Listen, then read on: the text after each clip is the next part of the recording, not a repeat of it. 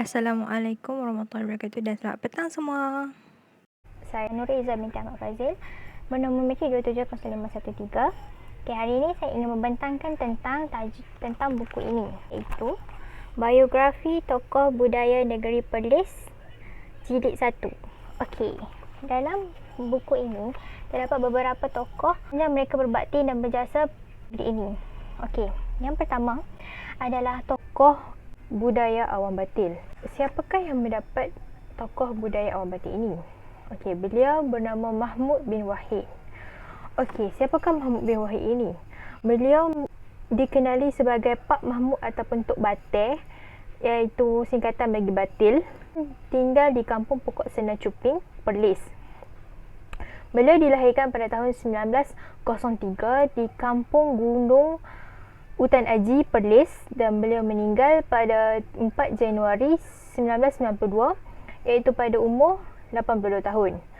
Beliau mempunyai 5 orang anak, 2 orang perempuan dan 3 orang lelaki, dan anak bongsu beliau iaitu Encik Ramli yang menjadi pewaris bagi persembahan Awam Batil ini.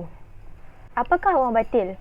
Awam Batil ini merupakan satu persembahan penglipu lara yang memberi penghiburan dan pendidikan kepada rakyat. Awam Batil ini menghibur dan mendidik masyarakat melalui cerita-cerita klasik, dan ianya boleh juga dikatakan sebagai Awam Batil ini ialah radio, televisyen ataupun buku-buku cerita dan novel pada masa kini. Persembahan Awam Batil ini mengembara daripada satu rumah ke satu rumah, dari satu kampung ke satu kampung, dan dari satu negeri ke satu negeri, sehingga kan ianya terkenal di negeri Perlis, Kedah, Pulau Pinang dan daerah-daerah wilayah selatan Thailand. Awam Batil ini ianya berceritakan dengan menggunakan alatan yang tersendiri. Antara alatan yang digunakan adalah yang pertama sekali ialah batil. Batil ini merupakan bekas untuk mengisi air yang dipukul mengikut iramanya tersendiri berdasarkan penceritaan yang diceritakan. Selain itu ialah topeng hulu balang. Topeng ini dipakai apabila penceritaan itu berkaitan dengan peranan hulu balang. Seterusnya ialah topeng Wak Nujum.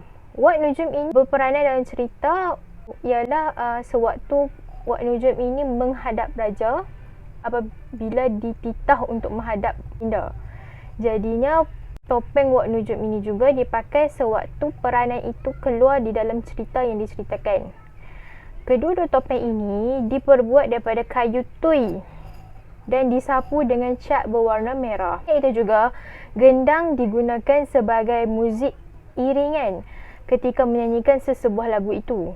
Dan seterusnya serunai juga ditiup sebagai alat muzik di dalam sesuatu wabak.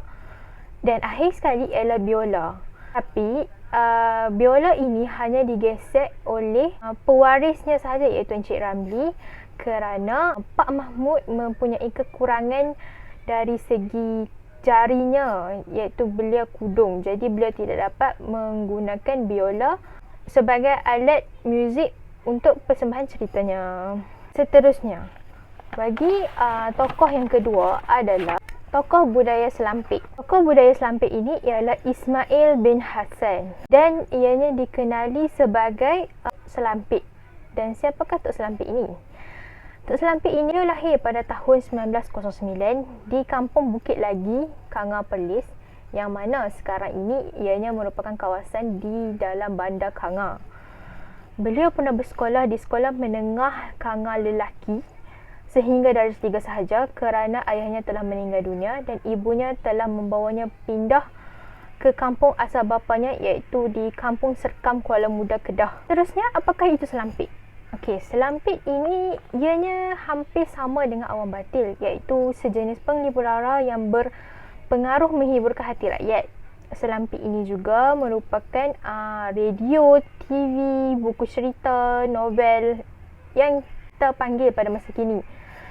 Tetapi persembahan Selampik ini diiringi dengan asap kemenyan. Bagi Tok Selampik, tanpa asap kemenyan ini beliau tidak dapat menceritakan penceritaan yang baik. Jadi baginya asap kemenyan ini adalah sesuatu yang memberi ilham kepada dirinya untuk menceritakan kepada rakyat. Dan selalunya ianya diceritakan beberapa malam, daripada pukul 8 malam sehingga pukul 12.30 malam. Antara alatan yang digunakan untuk persembahan selampit adalah sirih pinang, bekas kemenyan bunga, pisang bunga atau emas 1 ikat, kuih seperti ketupat, lepat atau buah melaka kuning, air kosong atau asam jawa, dan kipas untuk mengipas kemenyan. Bagaimanakah permulaan tradisi selampit ini? Okey, tradisi selampit ini ianya bermula apabila Encik Ismail bermimpi pada malam Jumaat pada bulan mengambang tentang seorang lelaki tua berpakaian putih datang kepadanya. Menurutnya, ianya adalah nenek nobat negeri Kedah yang mewarisi cerita puteri lindungan bulan Kedah tua. Nenek tersebut telah mewariskan kepadanya tentang cerita tersebut dan beliau telah mempersembahkan cerita tersebut Tuan Haji Saad, iaitu imam di kampung Rantau Panjang, Kedah. Dan bermula daripada rumah tersebut, ramai orang telah mula mengetahui tentang beliau yang pandai bercerita dan telah dijemput dari sebuah rumah ke rumah untuk bercerita. Sebagai penghargaan atas jasa dan bakti yang telah Encik Ismail lakukan, beliau telah dianugerahkan dengan pingat jasa baik iaitu PJB PYAM Tunku Raja Perlis pada tahun 1974, dan pada 1983 beliau telah menerima anugerah tokoh kesenian negeri Perlis. Dari cerita-cerita beliau yang telah dibukukan ialah, yang pertama ialah Lindungan Bulan Kedah Tua yang dikaji oleh Awang Had Saleh, Si Sutun dikaji oleh Halimah Haji Ahmad, dan yang ketiga adalah Anak Rusa Dani yang dikaji oleh Fajar Bakti pada 1982 dan ditukar tajuknya Sri Dewi Murni, dan dengan Balang Sakti oleh Pustaka Prinsip pada tahun 1995. Kita beralih kepada tokoh yang ketiga, iaitu tokoh budaya Hadrah oleh Saidin atau Mahmud bin Hashim. Okey, beliau dilahirkan pada 23 Oktober 1949 dan beliau dilahirkan di kampung Nisam Bintong Perlis, dan sehingga Ibu 8 telah menjadi tempat tinggalnya. Beliau bersekolah di Sekolah Melayu Kurung Batang dan sekarang dipanggil Sekolah Kebangsaan Padang Kota, dan Encik Saidin ini terpaksa berhenti belajar kerana ibunya telah meninggal dunia dan ibu dan ayahnya telah berpisah dan ayahnya telah berhijrah ke Alostar. Okey, apakah Hadrah? Hadrah ianya begitu masyhur dan popular pada tahun 60-an.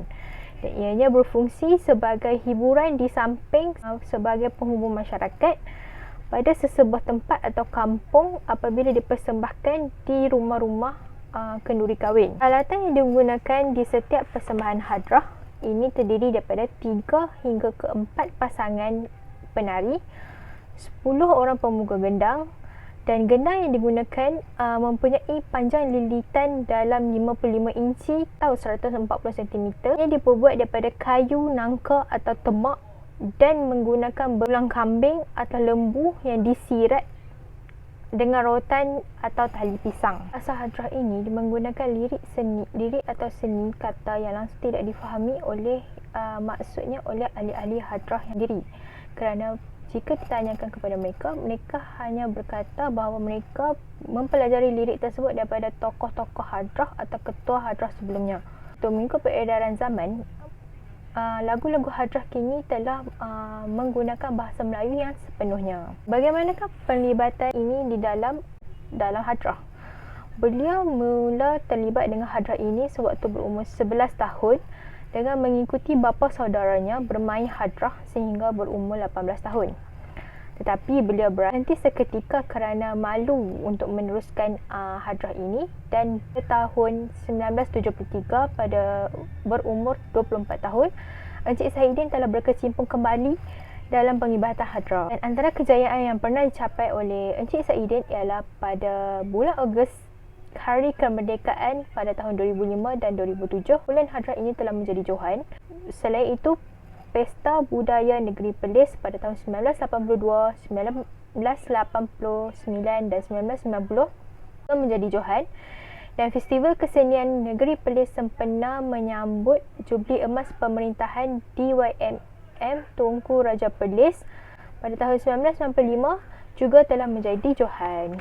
Akhir sekali ialah tokoh budaya penulisan dan aktivitis budaya iaitu penulis buku ini sendiri iaitu Rejab bin Ismail. Beliau dilahirkan pada 12 September 1941 di sebuah kampung nama Kampung Bongkok, Padang Lati, Perlis. Kehidupan beliau pada sewaktu kecil agak susah kerana beliau dipertanggungjawabkan untuk menjaga 2 ekor lembu yang digunakan oleh bapanya untuk membuat sawah setelah habis sekolah. Jadi selepas tamat persekolahan, beliau menumpukan sepenuh perhatiannya terhadap lembu-lembunya, dan pada umur 15 tahun beliau telah diterima untuk menjadi seorang guru. Jadi pelibatan beliau dalam bidang penulisan adalah kerana semenjak kecil ibunya sering menceritakan tentang cerita-cerita rakyat sebelum tidur. Sekaligus ianya menarik minat beliau untuk meminati cerita-cerita rakyat ini. Jadi beliau mula menulis pada tahun 1960. Pada tahun 60-an, beliau yang tinggal bersendirian cuba untuk menghasilkan puisi dan cerpen dengan menggunakan mesin type yang dipinjam daripada Sinaran Pemuda Kelab. Karyanya yang pertama iaitu Kisah di Sinar Bulan yang telah disiarkan di akhbar utusan filem dan spot pada 30 Ogos 1960.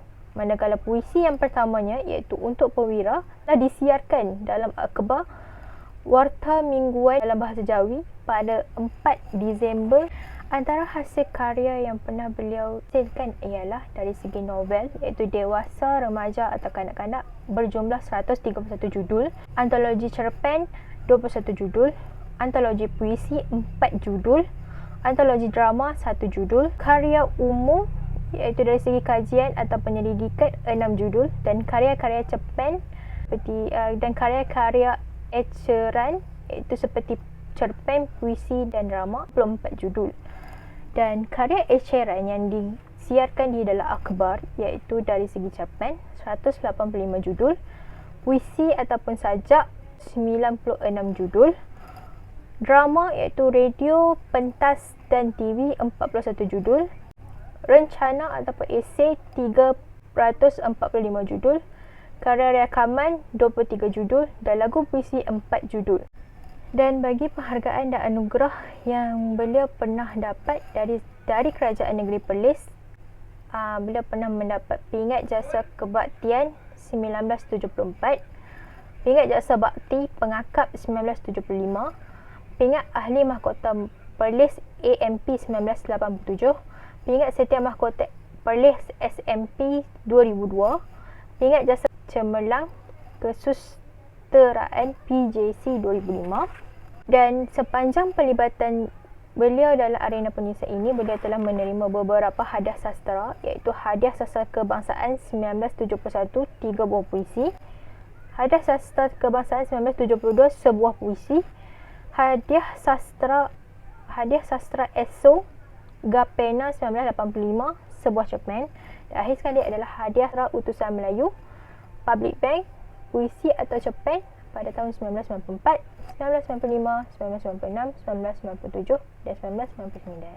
Jadi itu adalah antara tokoh-tokoh yang saya yang terdapat di dalam biografi tokoh budaya Negeri Perlis. Jadi sampai di sini sajalah perbincangan saya pada hari ini. Sekian, terima kasih.